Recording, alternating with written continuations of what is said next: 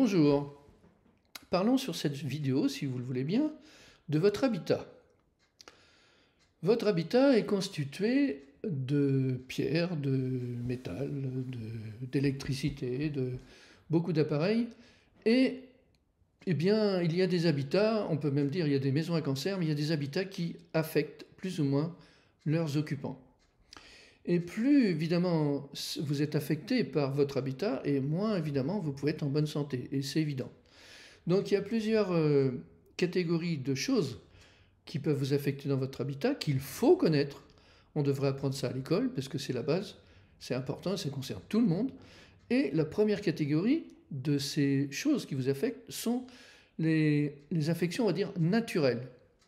Alors en premier lieu, il y a tout ce qui est souterrain, les rivières souterraines qui passent sous votre maison, qui peuvent donc vous affecter selon la circulation d'énergie, selon plusieurs choses. Il y a les réseaux électriques et magnétiques, c'est-à-dire que vous savez que tout métal chauffé émet un rayonnement magnétique. Donc il y a autant de rayonnement magnétique à la surface de la Terre qu'il y a de métaux en fusion dans le magma central de la Terre. Ce qui veut dire qu'on a deux réseaux principaux, puisque le magma est constitué de fer à 70%, de nickel à 20%.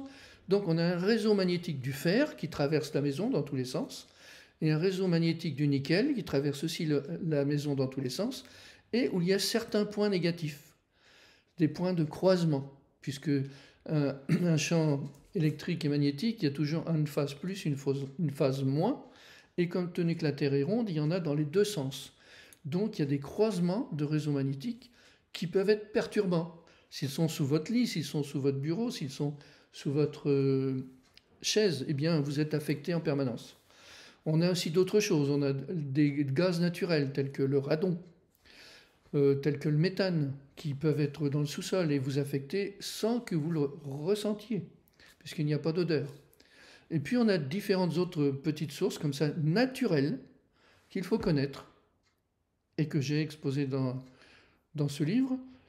Après, il ne s'agit pas forcément de lire ce livre, vous pouvez en lire d'autres, mais il faut apprendre et connaître quelles sont les choses qui peuvent vous affecter dans votre habitat, de manière à rester en bonne santé et en corrigeant, s'il le faut, ces perturbations. Dans la prochaine vidéo, je vous parlerai de ce qui affecte, qui est donc de nature artificielle, les inventions de l'homme.